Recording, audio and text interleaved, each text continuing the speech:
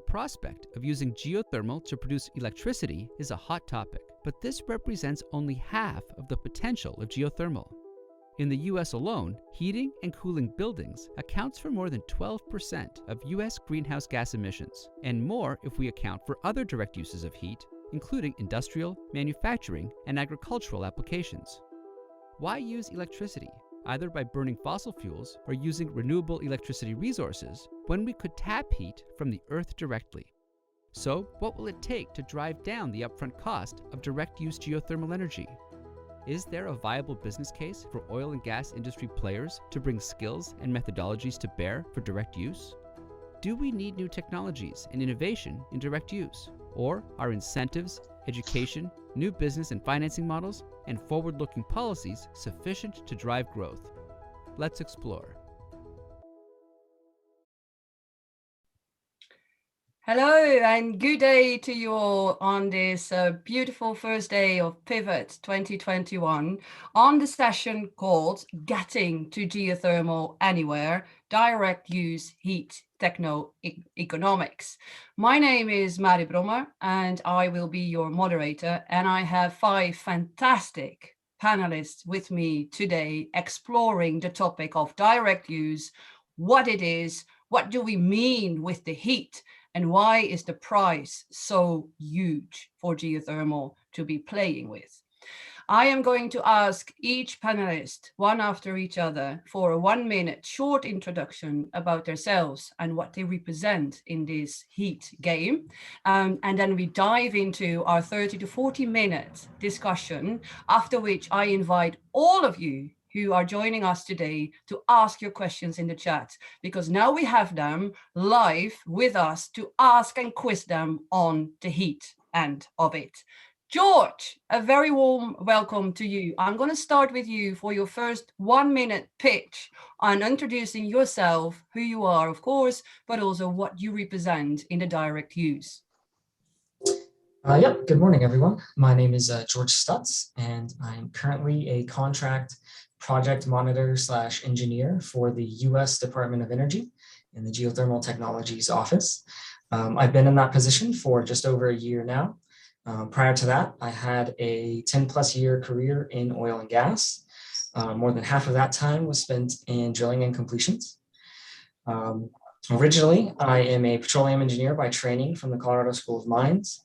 And then I did my graduate work at Cornell University in the Jeff Tester Research Group, which is where I was originally introduced to low temperature geothermal and ideas of direct use heating and cooling.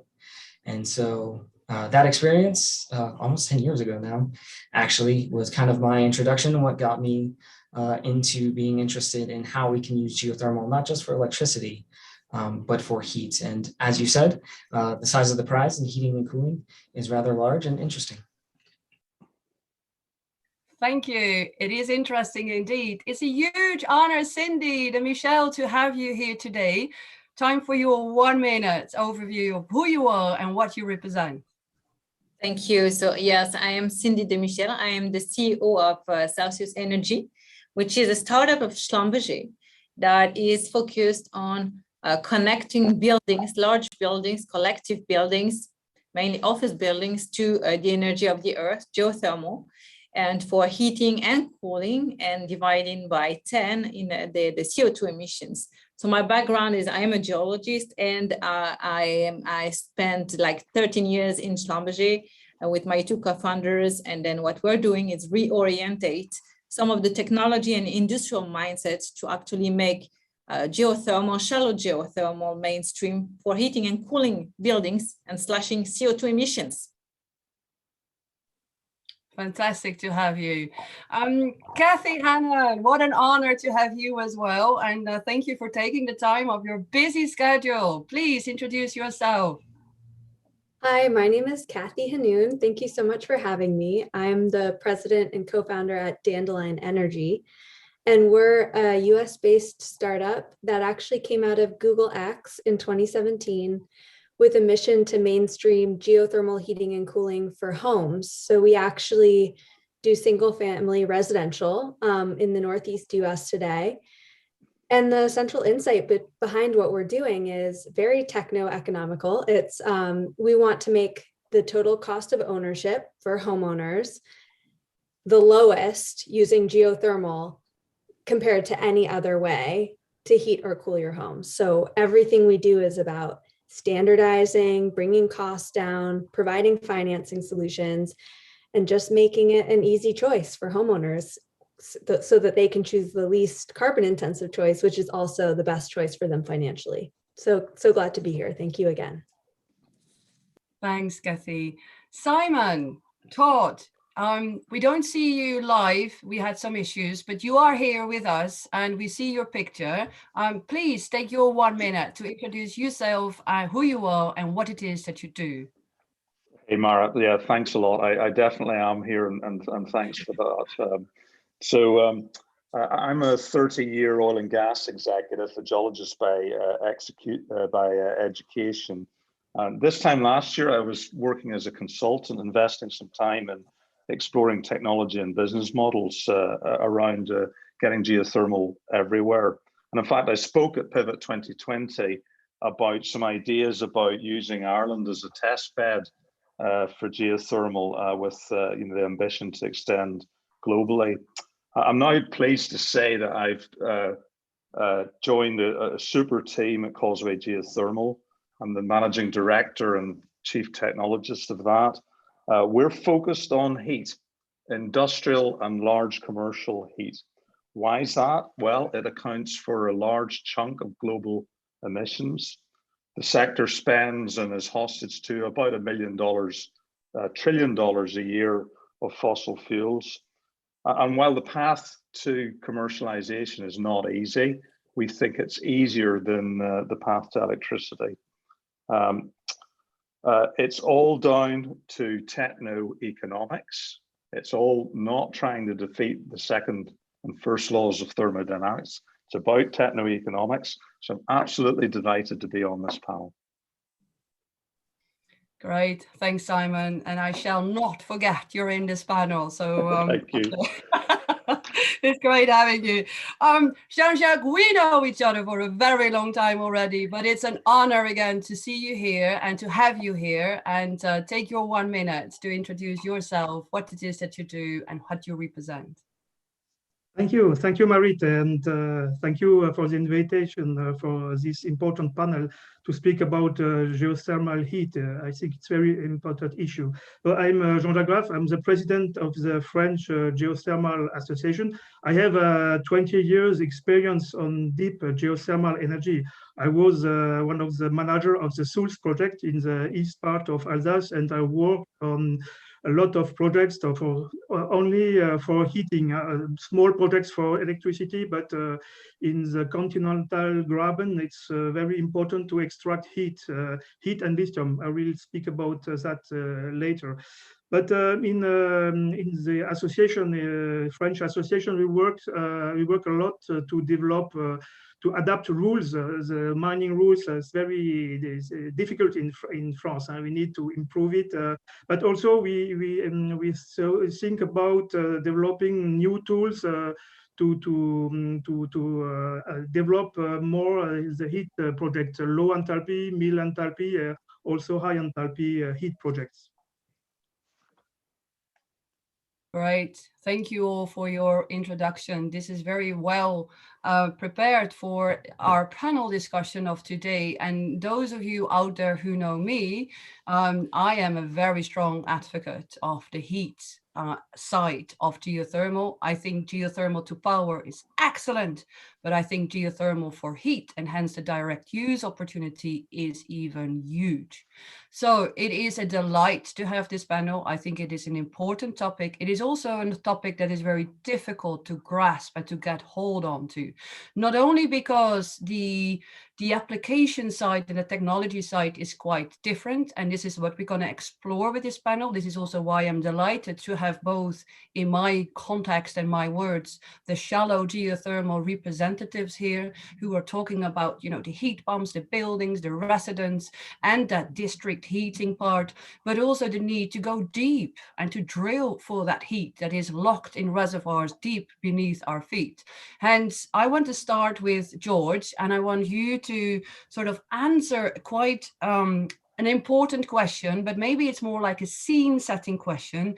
And that is why it is important to leverage this opportunity and to leverage the heat in the geothermal game. Can you speak to that for about a minute on what the importance is of leveraging heat in geothermal?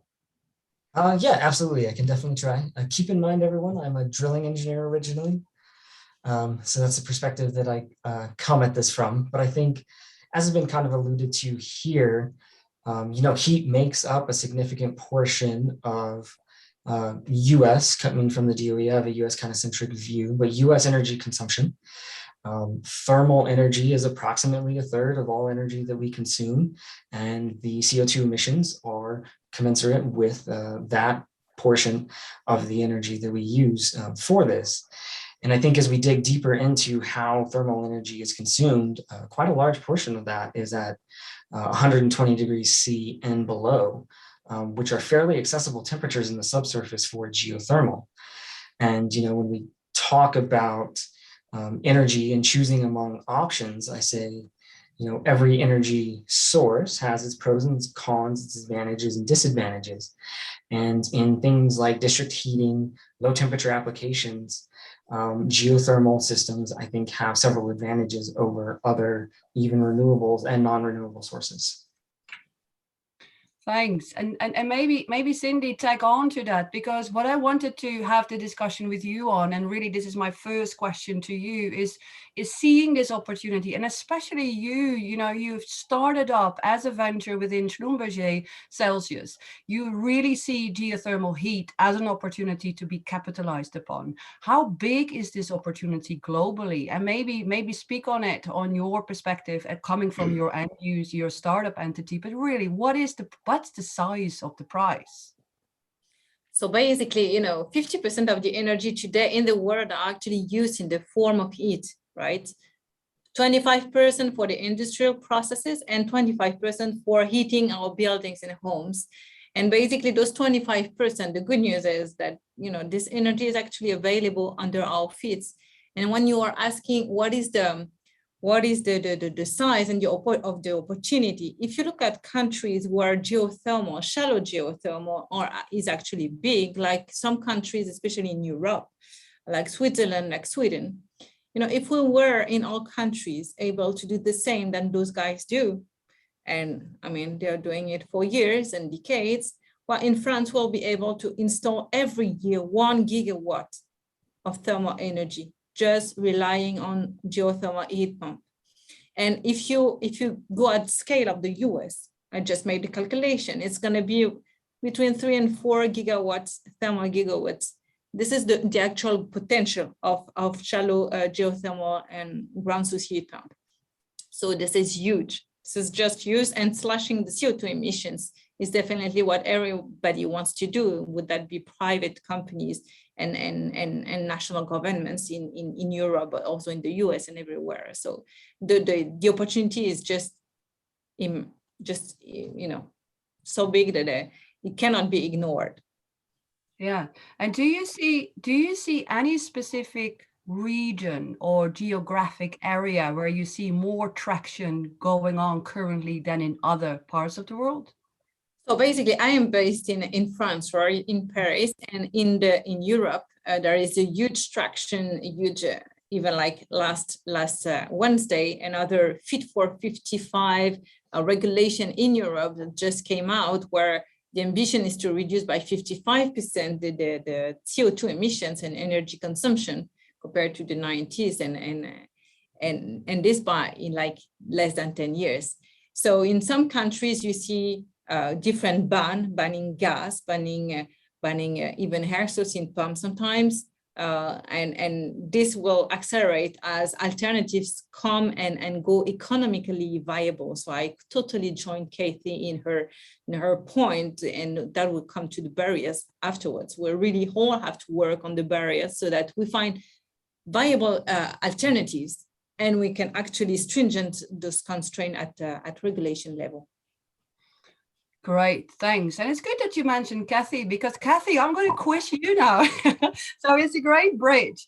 Staying in that sort of heat pump shallow domain of the use of geothermal, I think you're number one when it comes down to America, when it comes down to understanding and making the advocacy for geothermal heat over the electrical based heat pumps. So I think, Kathy, to your mind, when you need to explain to folks out there what's the purpose of geothermal for the heat game, how would you go about that? What are the differences when it comes down to the use of geothermal for heating and maybe cooling as well? So to explain the purpose of geothermal heat pumps, I think a helpful analogy can be looking at what's happening with electric vehicles. You know, in the past, we've had gasoline powered vehicles almost exclusively, and those represent millions of point source emissions. So it's very hard to clean those up, probably impossible. Whereas when you electrify them, you allow that problem to shift to the same problem as just cleaning up the grid, which we have to do anyway. And that makes it much easier to imagine how we could possibly get rid of all the emissions coming from transportation. I would say with Geo, the story is actually a lot better than that, because not only are we shifting the energy from, you know, fuel oil, propane, natural gas, people heat in a lot of different ways, to something, an electric heat pump, but with geothermal, you know, so much, 80% plus of the energy is actually renewable energy from the ground. So you're really minimizing the amount of energy you need from the grid, and you're shifting it to the grid and getting rid of all those point source emissions. So that's obviously not the consumer pitch. It's more of the at the level of this conversation, but I think really that's the reason societally that we need to make this transition. From the customer's point of view, it's actually much simpler. It's just, if you get, you know, almost all of your energy for free from the ground, that's going to be much more cost effective than paying some company to deliver energy to you indefinitely. So the pitch to the customer is to save money. Well, I really like that, because that's the two-tied pitch we all need, isn't it? We have an application one to win, but we also have the consumer to make that ownership decision to purchase that specific application and to own the heat then in that case. So maybe Kathy, staying with you a little bit, because the different concept in direct use, that's a difficult nut sometimes to crack. And can you explain in your sort of, well, jargon in the world that you work in, if you talk about direct use of geothermal, and especially for residents and maybe even in a district type of setting, how would you explain the concept of direct use of geothermal?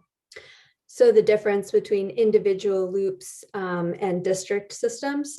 So yeah, absolutely. So some homeowners get geothermal through their own loops that exist in their yard that they own.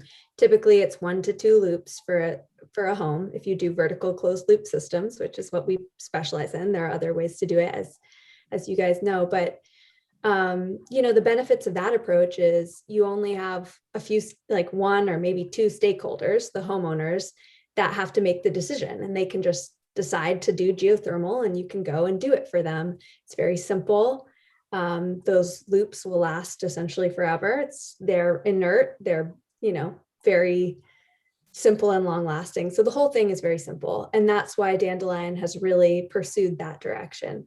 However, sometimes it does make sense to do a district system. I think this is especially true when you have different types of buildings that are in a dense like city sort of environment. Because if some buildings are heating when others need cooling, you don't need as much loop, right? You can share that heat between buildings, and actually that can be quite economical. And then of course, some environments, it's very hard to put loops next to every home without having a shared system, because there's just not enough space. So I think in a lot of our cities and in a lot of mixed use environments, we'll see the benefits of district. And do you do that as well? Do you do, let's say, that larger setting with the company? Dandelion does not. We specialize in the one-off loops. And the reason for that is just, you know, the type of business model you need to employ is quite different when you need the district system, because you need all of those stakeholders to sort of say yes at once, or some financing mechanism that allows you to invest in a shared asset that's more like a utility. So for that reason, our business model is very much optimized towards, you know, individual one-off loops that are much simpler. Exactly. Nice, nice. Thank you for that explanation. I think that really helps to sort of set the scene in all the different levels that we're trying to capture here when we talk about geothermal direct use, and especially that heat commodity, if you like. So Simon, you're still out there. I know, my man, you're still out there. Simon, can I ask you the question? Because we're diving a little bit deeper. We're going beyond the shallow geothermal value proposition.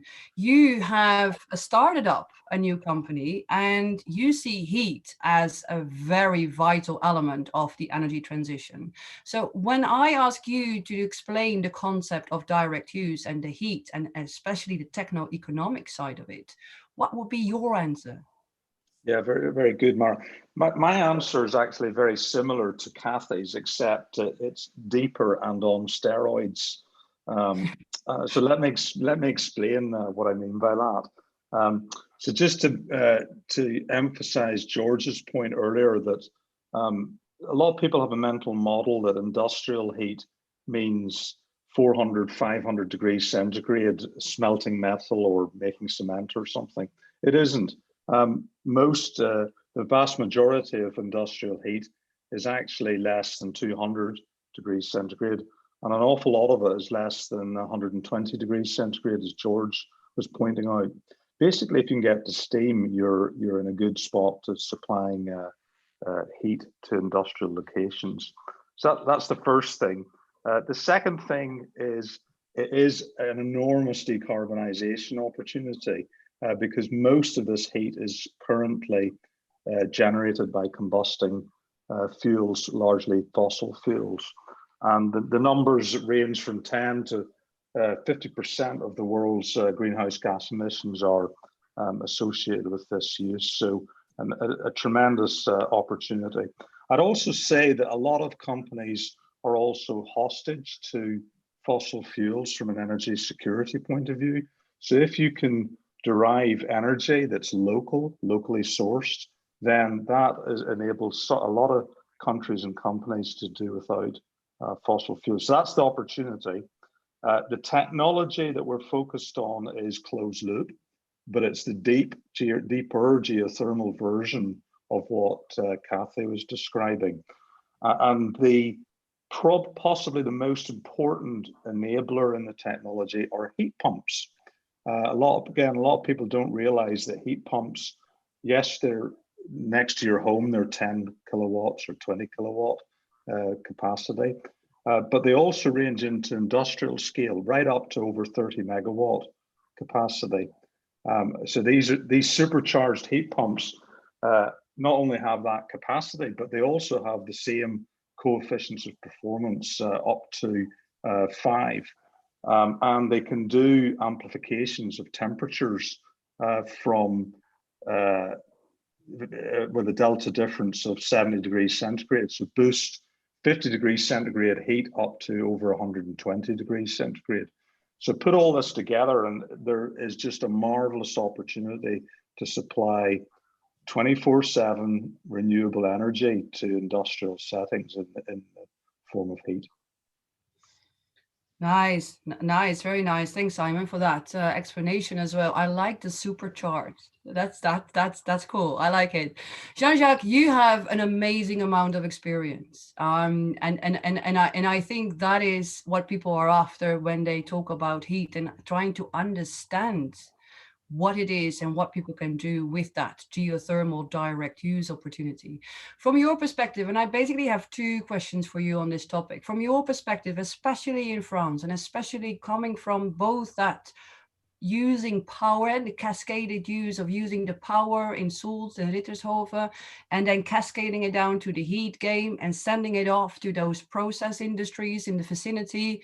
What comes to your mind when we're speaking about direct use, and how can we scale this opportunity bigger than just in that part of the world where you have worked so much and so long? Yes, I think, as mentioned by the other panelist, it's a very huge possibility to use the heat from 30 degrees to 240, 15, 170 degrees, and it's a lake at the moment currently in France and other countries, but because you don't have like a feed-in tariff like in electricity, so you need to find the special tools. But the first very easy projects to build is for district heating. You have a huge experience in Paris, in the Parisian basin. You have more than 40 plants producing heat from 60 degrees with a heat pump until direct use from 80, 85 degrees, so you can use it directly for the district heating. And so it's very easy to inject it in a district heating, but the difficulty is to find projects in rural areas. So you have a lot of areas with a huge potential, like in the east part of France, in the west part, in the center, Massif Central. You have a good reservoirs with a good temperature, not very interesting for electricity because it's less than 200 degrees. So you can use it for heat. I worked on the well-known project of Rittershofen. At the time after Sulz, we saw it's not possible to the hot dry rock model was stopped in France. So we find water at 5-kilometer depths in Sulz, and so the idea came for the people from an industry, a biorefinery called Rocket, to use the heat for first produce steam, and another step after is to warm air. And last point was to warm the water. And so this company, Rocket, currently is using 25 megawatts of heat, only heat. And so it's the best model for us. And I would like to develop this type of project, and specifically in rural areas. So you have a lot of possibilities if you see the processes like greenhouses, aquaponics, and other fish farming, and you have a lot of projects. And so as mentioned by Simon, we can produce locally heat for local processes. It's very important, specifically in this time of COVID. We think in the global, there's a lot of transports. We can have a new focus, and the idea is to explore the size areas, to find the reservoir, the best reservoir, but not so deep for 120 or 40 degrees. And after you need to attract the companies to use the heat in these areas. That is the main challenge, to change the thinking. You need to think out of the box, not to go where are the users, but to think about projects and to attract the users in these areas. That is a main challenge. And for this, the experience of the oil companies are very, very important. 100 of years of experience, it's very important for the different steps of exploration, for drilling, and also for monitoring. So I think it could be very interesting for oil companies to work on heat projects, geothermal heat projects development. And also in some areas in the east part of France, in Germany, in the center, in Massif Central, you have also lithium in the water. So it can also be a game changer, this lithium. You can use the heat and extract lithium and other components. We have a lot of components in the geothermal water, and I think the future of the deep geothermal is heat, but also core extraction. Yeah, I like that. I like that, and also good that you mentioned that. And I think in another panel we will discuss all that sort of resource base that we are as geothermal. We're more than just, you know, providing electricity or heat to the grid or to an off-taker. So I'm with you there. Jean-Jacques, I'm staying with you, and that is because I briefly want to work with you on the policy side. Now, you mentioned feed-in tariffs for electricity. That's a known incentive and has helped develop geothermal power projects worldwide tremendously. Without feed-in tariffs, there's hardly any geothermal power projects. For heat, it's a different ballgame. I mean, there is no such thing yet, because I think we should all vouch for it, as in heat-in tariff. I think that's what we should vouch for, you know, everywhere. But there are incentives like fiscal breaks, and there are tax incentives, and there are all kinds of policies that are available to us, to consumers, to customers, but also to project developers to make the business case. So in your opinion, and maybe speaking on the experience that you have so far coming from your French record, but also what you see with the association, with the French Association, what are policy measures? What do our policy makers need to do in order to incentivize geothermal heat? Yes, as mentioned by Cindy, currently we have 20% of the heat production are produced by renewable energy. So it's we need to make a lot of progress. We need to increase hugely this ratio. We created several tools in France to develop heat projects, and the first and the oldest was the risk mitigation fund. So to minimize the risk to find the reservoir. It's very important. Thanks to this fund, we created a lot of projects in the Parisian basin. So we have currently 40 plants, heating plants for district heating, thanks to this mitigation risk fund. So we worked with the French agency ADEME last year to increase, to develop this tool for other areas. But the Parisian basin is well known. It's not so risky today, but other areas are more risky. But we extended this fund for other areas in the east part, in north part of France, the center, the southwest also. It's very interesting, and the Rhone Valley in the south also. So we have a target for 70 projects in the next 10 years for this risk mitigation, only dedicated on heat, only heat. It was the oldest tool, and another tool we have is called Fonds Chaleur. It's a special fund for subsidies for heat production. So it could be changed in the next year by the CO2 tax, but it's not available in France at this moment. I think it could also be a good way to find CO2 tax to develop the project. But we have this tool in France. It's a very good tool. It's a very good tool to develop a heating project. The subsidies are around 20% to 30% of the capex. So it's very important. So we can reach 50-60 euro per megawatt hour. So it's a good price for district heating, for example.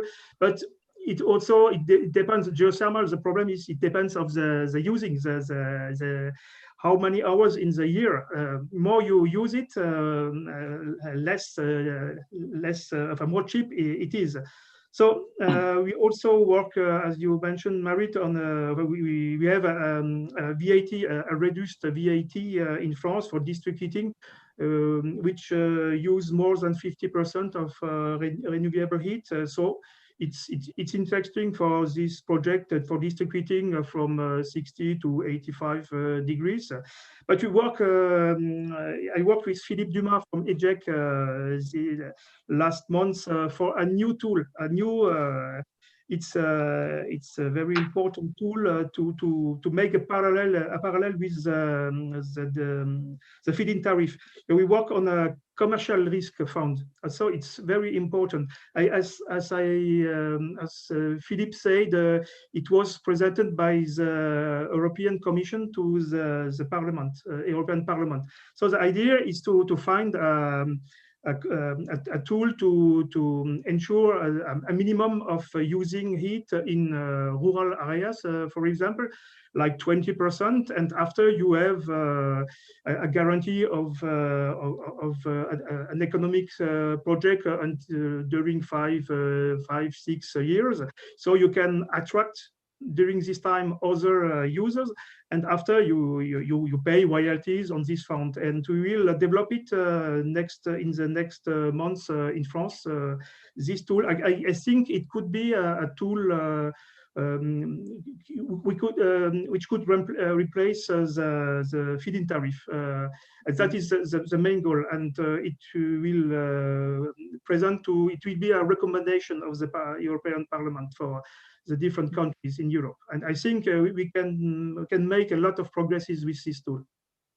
Great. Well, thanks for that. That's really helpful and also very scene setting. So Simon, I'm moving to you because I think, especially you coming from oil and gas, as you said yourself, you're a 30-year veteran in oil and gas. It's your words, not mine, Simon. So, Sure. so maybe talk a bit about what can oil and gas bring to the geothermal heat game. Because Jean-Jacques said as well, he thinks it can add a lot of value with the century-old experience.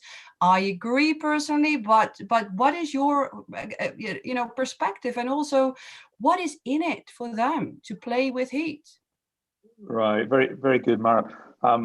Yeah, it's been an interesting 18 months as we've all learned what oil and gas brings and what it doesn't bring. Things that oil and gas brings is capability and expertise, for sure. Both sectors involve drilling wells and producing things out of those wells. There is indeed, of course, a lot of expertise and capability and experience in that. I think the second thing is that in oil and gas, we are really good with technology, and it's not just below the ground. We're also a dab hand at hooking together technologies on the surface and making processes as efficient as possible. And then the third thing is innovation that the oil and gas brings to bear. There's a lot of innovative talent in the oil and gas industry that I think can merge into the geothermal industry and hopefully in a listening and careful and thoughtful way help enormously. What we've noticed is different is market models, customer models, systems thinking. These are all things that we've had to do a kind of mindset shift on. It's a different, in oil and gas upstream people, we think about the customer as the pipeline or the shipping pump for our oil. And we've had to realize that that's not actually the case and start every conversation, every inquiry, start it with, well, what does the customer actually need? And what is the best way to deliver that to the consumer? Plus or minus involving geothermal. Nice. I like that customer focus. I think that's the mindset shift that we all need to have, I guess, in geothermal. I'm moving up in the subsurface, coming more to the shallow domain again. Kathy, policies are important. I think you're very well aware of that. But is that the biggest barrier, do you think? In other words, if you were to expand your business across the states and maybe even, across the world, what is, in your opinion, a barrier for growth? Certainly, I think policies are one of the barriers, or maybe even opportunities for overcoming barriers would be the positive spin. And that's from the highest level to the towns, right? So policies that affect our destiny include everything from federal policies. And in the US, we have the investment tax credit. I think I've heard other panelists talk about other probably somewhat similar policies in other countries. And then in our market, the utilities each have their own policies and incentives they offer customers. And then the individual towns all have different policies around permits and licenses. And that's very, I mean, it's expensive. At the end of the day, it results in cost to the customer because we have to staff to be able to handle all of that complexity. But in terms of other obstacles to growth, I do think one big one is just drilling talent that's spread out in the right places. So if we want to enable buildings everywhere to get geothermal heating, we're going to need people who know how to and are willing to put in geothermal wells everywhere. And right now, there aren't that many local drillers that know how to deal with residential areas, for example, but I think the same applies for other types of buildings as well. It's just like some places in this world don't have that many drillers, and that will need to change if we're going to be successful. And so I think there's going to be a lot of effort around training and getting more people into geothermal. I like that spin. I think that's the human capital side of it, isn't it? That I am also sure that oil and gas can help with. And I know maybe it's not as deep as the traditional oil and gas wells, but hey, drilling is drilling, isn't it? So no, I like that spin very much. And maybe staying on that tune, Cindy, I know you're based in Paris, so you probably have a very good overview of France and maybe even Europe in that setting. But if you want to speak to a more international point, that's fine with me as well. I think, does this resonate with you, what Kathy said? Policies, the right policies, but also the human capital side of it. Is that what blocks us still from growth? Absolutely. And the first point I would say is raising awareness about geothermal potential. When you're talking to homeowners, I guess, but also when you're talking to property owners, like building owners and campus owners and etc., they just don't know about anything about geothermal. So the first thing you have to do is to educate them on what is the opportunity they have just below their feet. And then indeed, how do you make that? And then simplifying. This is where I believe that oil and gas has also a role to play, because we have this industrial mindset, and especially like coming from Schlumberger, we have this mindset of simplifying stuff, putting everything as a turnkey solution, working on technology to make it as simple as possible. At the end of the day, what we all want is to make geothermal as easy to install as a gas boiler, right? We just want to come, do it, and go back, and the same for the client and the customers at the end of the day. And then afterwards, you can think about like financial mechanisms and making it no cost upfront and those mechanisms that will trigger the decision even more. So, and interestingly enough, what Kathy just said about drilling, you experience it in the other countries, and we have the same, and we discussed that with Jean-Jacques as well already, about the drilling talents in France and in Europe. So some countries are more advanced, as I mentioned before, but what we as industrial should also think about is to develop technology that, and training that go with it, to make it simple and to increase the pool of talents to actually enable and make geothermal mainstream. So that's really a point, a huge point. And I believe that without this, well, the cake will stay what it is. So we all have a role to play in this one. Make it simple to access, simple to maintain, and simple to use, basically. So that's the key thing. And then indeed, and this is also like the chicken and the egg, right? If you make it simple and people adopt it, then regulators will come and say, okay, that's, this is that can be big. And then they will be more eager to make something to change the rules. So this is like, you have to work both in parallel. And I think the more actors we are, the more stakeholders we are, over the planet, but also in specific countries, the better it will be for all of us, and at the end of the day for the planet, because this is what we're here for at the end of the day. So and let's make another point that is different from the US. In the US, basically, all owners, all homes or buildings kind of are heated and cooled. In Europe, well, cooling is not there everywhere. Offices are cooled, but like residential buildings are usually not cooled. You don't have AC on it. And when you look at the projection for cooling needs, well, it's going to triple by 2050. And okay, US is one, but then in the whole world. And geothermal, shallow geothermal can answer that needs. So that's really a big opportunity.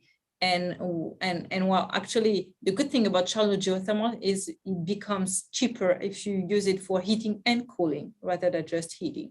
So that's like, you know, the cherry on the cake. So indeed, there is regulation is one, raising awareness of everyone. And in Europe, we mentioned it already, but there are regulations more and more stringent for asset managers and you know, property managers that ask them to make a roadmap until 2030, 2040 to reduce by 30-40% their emissions and their energy. And well, you know, you can change your windows, but at the end of the day, your return on investment will be 30 to 40 years. If you make geoenergy on your building, it's going to be more like 10, 15 years return. So, and then you can add those financial mechanisms. So yeah, there is everything. This is the only renewable energy that is not intermittent as well. I mean, there is so many things that adding those values plus a simplification industrial mindset and make it simple. Then, you know, geothermal can definitely become mainstream.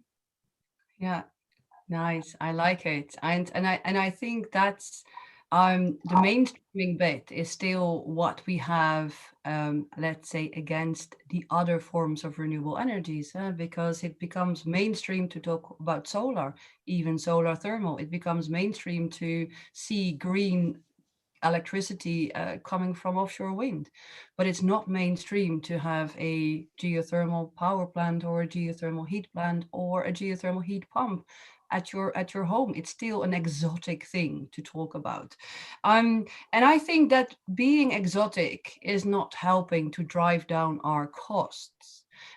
Because before we get procured massively by the utility companies and by individual consumers, we also need to beat the others on price.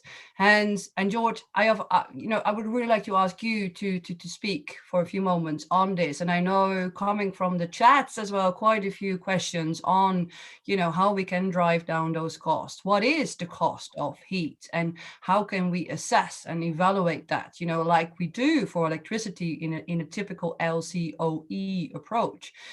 Do we have a similar form of valuing heat coming from a levelized cost of heat? Now, I know the DOE has done amazing work over the past year on both geothermal power and geothermal heat. George, could you speak a few things on and say a few things on costing and what could help drive down cost for geothermal heat? Happy to get this question. As you say, the DOE has been involved in that over the last 5 years. We have sponsored no less than, I think, 6 studies on direct use feasibility. And then in the last year, a group at INRAIL tried to put those 6 studies together to come up with a levelized cost of heat to compare apples to apples to see where we stand. And one of the outputs of that was a sensitivity analysis. And what rose to the top were 3 things that I'd like to highlight. The first was geothermal gradient. The second was the well size or diameter needed for the flow rates. And then the third is utilization factor.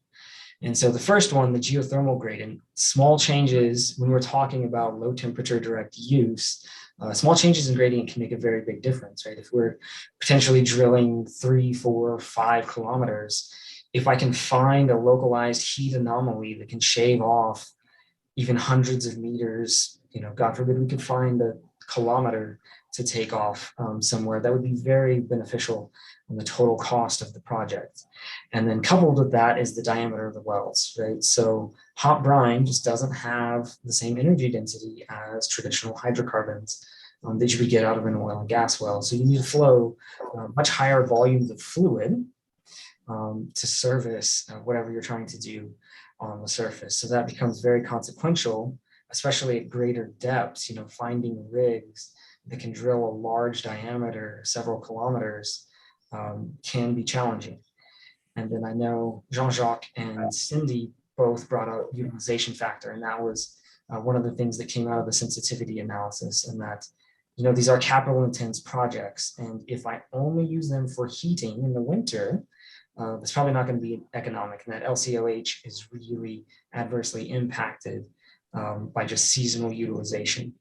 So if you can couple them with large campuses, industrial processes that have year-round heating demands, your LCOH just plummets, and it looks much more economically favorable in that context.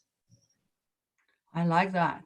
That's a good analysis, and as I said, I value the work a lot. What NREL and DOE has put together, but I like that observation as well. That it's about that seasonality of the heat need, and hence the ability to reduce cost if you can provide more customers to make use of your commodity.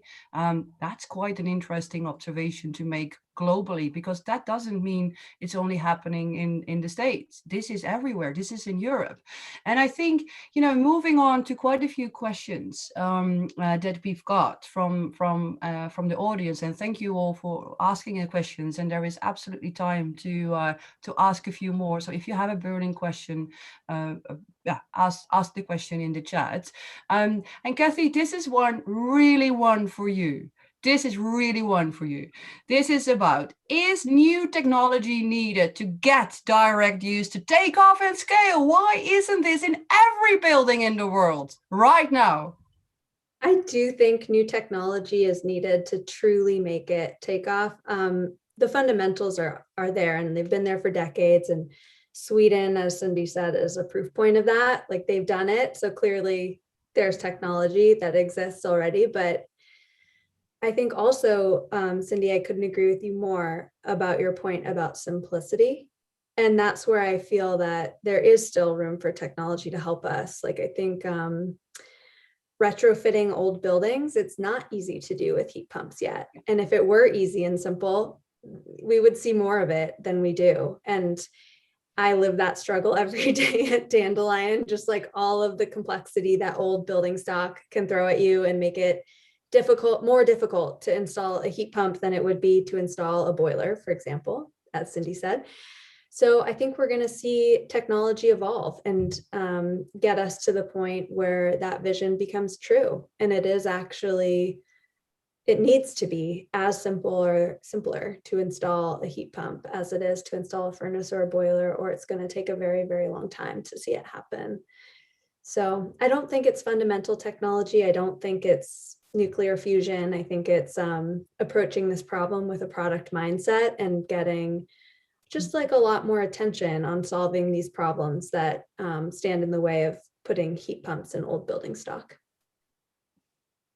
And maybe I'll jump on this one as well. You know, in Celcius Energy, we actually have a third of the team working on R&D and technology development to try to simplify all of this drilling, dimensioning, you know, all of this. So we have to talk, Kathy. Yes, we do. Yeah, and maybe tack on to that, because this is a very interesting question, and there are two elements to this, and the other element I will direct to maybe Simon. So Simon, be prepared. But how much land does a homeowner need to have their own system? I mean, can maybe Kathy starts, and then Cindy, you can add to it, because I think this is an interesting one for an individual consumer. Yeah, you really don't need much. And it's hard for me to give you an exact number because it kind of depends on the dimensions of your yard, but really you just need, it's not, so we do vertical boreholes. They're 4 to 6 inches in diameter, and you need 1 or 2. So you don't really, and if you have 2, they should be at least 15 feet apart. 5 meters apart. So it's like it's not a lot of land you need. I think the bigger barrier we see is just if you live on a very steep hill, or you have a retaining wall that's impossible to get a drill over, or the only patch of yard you have has all your other utilities running under it. You know, like there's obstacles like that come up that can make it very hard. But here again, we've seen in Sweden, I've seen the YouTube videos of these tiny drills being lifted by cranes and like put in yards. So I think a lot of these problems have been addressed in some of the markets where we see more mature development of direct use in single family homes. They just haven't yet spread everywhere. So I think we're going to see more of that sort of advancement as this becomes a more mainstream thing to do. So yeah, the interesting is that there is Kathy with the homes, and there is us with the buildings, and then there is the town and neighborhood with the district heating. And for buildings, so there are 3 scales. It's very interesting. And for buildings, today, if you were to do the closed loop system, you would have to make vertical wells and scattered, like putting an array of sounds and getting like half a soccer, not football, but a soccer field. Drilled with this array of sounds. So in some cases you would have the real estate for that, and in some other places in dense urban area you wouldn't. So this is the reason why in Celcius Energy we put like we go in one point and then drill a star-shaped type of borehole heat exchanger, so that you only need like 200 square meters, like what, 2,000 square feet, to get this done. And you have some other type of geothermal where you will actually go in the parking lot under the building to actually get some water. So this is probably, you have steps where you can actually reduce that footprint, but already there are solutions to get it done in dense area. Yeah, and hence also in dense cities, isn't it? Because that's where the price sits as well, in densely, populated cities that are completely and like what Kathy said, like we've been working on a project where I was in central Paris, and it was a full building, Haussmannian building, like very, very old, very nice. So you wouldn't touch anything on the wall. And then the idea was to crane, a drilling machine and put it in the middle of it, and then do the wells and then go back. And so you can be creative. Yeah. So. Yeah, I would like to add something. It could also be interesting to think about drilling in the road. It's a nice place in cities, and perhaps not in Paris with the subway, but in other cities. I saw some projects thinking about that. You have a very, very large place in the roads, so it's also another target. Yeah. That's a good one. The roads. Simon, I think the other element of the question is on retrofitting, and part of the question was, can cities be retrofitted, but also can existing infrastructure like natural gas pipelines, and maybe expanding the question to existing energy assets coming from oil and gas, wells, abandoned wells, that sort of playing field. Is that for heat an interesting option to explore for? Yeah, very good. Just to build off of Cindy and Kathy's response, we actually see the limited footprint of the ultimate product or machine or system as being an advantage for geothermal. It is true, though, that installing it does create some of the problems that particularly Kathy pointed at. On reuse of existing energy assets like oil and gas wells, and I'd quite like to hear George's view on this, but at the moment we're focusing on the customers, and they're not always sitting right next to old oil and gas wells. Having said that, we do see an opportunity in repurposing oil and gas wells. And at this stage of the project and the journey that we're all on together, we actually see an opportunity to use old oil and gas wells to test our technology in. There's a good deal of research development and technology testing and validation to be done, particularly using closed loop geothermal systems at depth. So for example, we have signed an MOU with an oil and gas operator that has an oil field in the north of England. And we're really excited about that because they're going to collaborate with us in a very committed way to test out our technology as well as assess the geothermal potential of that part of England. Exciting. That's good news. We're almost at the end, but before we're going to go in the final messaging, Jean-Jacques, I have a very nice question for you, and I think it's fitting to the work that you've done in France as well, serving heat to process industry. Could you talk a little bit more about what type of industry needs heat, especially what geothermal can offer, of course, in that sort of temperature, low entropy, mid entropy temperature range? Is it pulp paper, food processing? Well, I know a lot about coffee drying these days because we work a lot in those, in Colombia and Ethiopia, Indonesia. But I guess, light industry needs, it's huge. It must be huge. Yes, of course, it's very huge. The panel of possibilities for using heat for processes.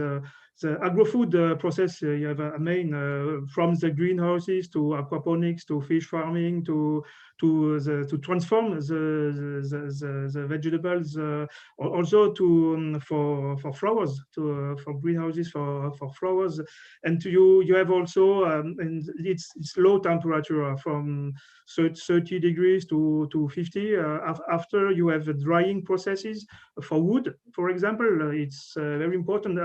Currently, the wood producer use the garbage from the wood to dry the wood. You can use it for other things, but geothermal heat it could be also very interesting for that. And after you have like spas and aqueducts, thermal uses.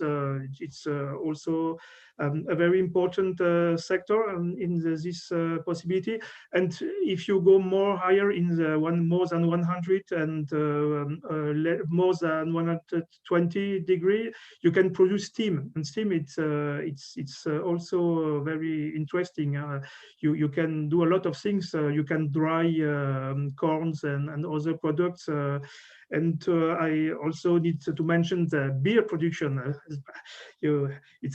Beer use a lot of heat, 90 degrees, and also alcohol. If you like whiskey and other, we have some processes for whiskey, geothermal whiskey and other. You have a very, very large panel. You can find it on the website geothermies.fr, and you can find different possibilities, but you have more than 100 possibilities from 30 to 140 degrees. It's very huge, yeah, sure. And don't forget the rum and yes. And wine. And wine, yes, no, alcohol, that captures it. So 50 degrees of alcohol, not of heat. Well, that's it. Yeah, that's it. No, that's good. That's good. George, I have a final question for you from the audience, and then we have to move into our final sort of messaging and maybe Simon later tag on to this because it's an interesting one. Do heat and carbon storage projects fit together? George, what's your opinion on that? Heat and carbon storage fit together. I think there's some work to do in that kind of arena and sphere. I've seen some projects that are looking at carbon or CO2 specifically as a working fluid. And I think there's some hurdles to get there, but it's potentially possible in the right setting. Again, as I mentioned before, specific heat capacity of your working fluid is very instrumental in the economics of the total project. So you have to make sure that you could do it in such a way that you could just, sweep sufficient amount of heat out of the rock with whatever your scheme is. And from there, I think there is. I've seen some stuff, like I said, with conceptual designs on how to do that. I don't think it's quite there, but potentially possible. Nice. So it's a good area to focus on, or at least keep track of what's happening there. And Simon, maybe for you to answer to the closed loop one, because is every project, and I think this was a question earlier on as well, is every direct use project closed loop, and does it need to be? I know you said you're going to explore for the closed loop technology, but when you think about storage and that interaction in that subsurface, what's your take on that? Yeah, so I have seen some stuff, Marit, about combining CO2 sequestration with geothermal. Yeah. We're interested in it, but with everything else that we've got to do, we're certainly not going to focus on it. George is absolutely correct to say that there are some interesting choices to be made about working fluids in closed loops, and so the idea of using CO2 as a working fluid is well established within the literature, and indeed in some within some pilot tests. So the reason we're focused on closed loop is it really helps with the geothermal anywhere, because it mitigates the risks of induced seismicity, contamination, brine fluids coming up to the surface with things that you don't want other than heat. And we think that if we can make the technoeconomics of closed loop work, it will be a much better way to break open this market. Yeah. Nice. Okay. I've got a message from our producer that we need to wind up. We are almost we're still on time. So what I'm going to ask you, besides thanking all five of you to share your vision and your energy of talking about geothermal heat, shallow and deep, and to making this geothermal anywhere.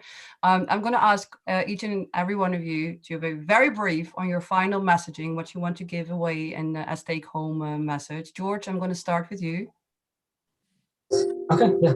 Thanks everyone for the opportunity to chat with you all and kind of explain my views on low temperature geothermal today. I guess I would part by saying that I think the geothermal for heat is a very interesting, exciting arena for me. I think there is deep decarbonization opportunities in the heat sector that geothermal can absolutely play a big part in. And I think there are several advantages in geothermal, including final surface footprint, scalability, baseload capacity that make it a great renewable for this purpose. Nice. Cindy? Yes, so thank you for hosting that talk and that panel. And my final word will be, apart from the technical aspects, well, there is, I jumped into the shallow geothermal because it makes sense, because we've seen in the past days, in the past weeks, how global warming can affect all North America and Europe. And I think we need much more, as many brilliant brains to join the fight and to actually make something that makes sense. Right. Kathy? I echo that. We've seen devastating floods, fires, the natural world we all love is just facing crisis, and the time is now, and I believe geothermal is going to have its moment, and it's up to all of us to make that happen. So I'm excited to see what will happen in this space in the coming years. Excellent. Thank you. Jean-Jacques? Yes, my final message will be very simple. I would like to say welcome to the oil and gas companies for developing geothermal heat projects. We need to work all closely together to reduce the CO2 impact. It's very urgent, as mentioned, and it's an important target for us, and it could also be a profitable business. I'm sure if we are smart and innovative enough, it could be a very, very profitable business. Thank you very much. Super. Simon, last but not least. Thank you, Marit. Thanks very much for your excellent moderation, as always. Thank you, and thanks to the fellow panelists. I learned a few things there. Yeah, no, look, it's, you know, we're not actually in the business of building individual niche businesses, are we? We're actually taking on an enormous challenge, and we're just trying to disrupt a fossil fuel-driven heat market. And you know, we needed to collaborate, as others have said, in order to get that done. From our point of view, closed loop's really important. We need help on that. We think there's magic in industrial heat pumps to really make the process super efficient. And we really think it's important to focus enormously with searing focus on customer needs. Thank you, Marit. Super. And thank you all again. Yes, well, thank you. It was a fantastic panel. And I say goodbye from here. And I look forward to the remaining session today and the rest of the week. Thank you all for joining us. Goodbye. Bye-bye. Bye.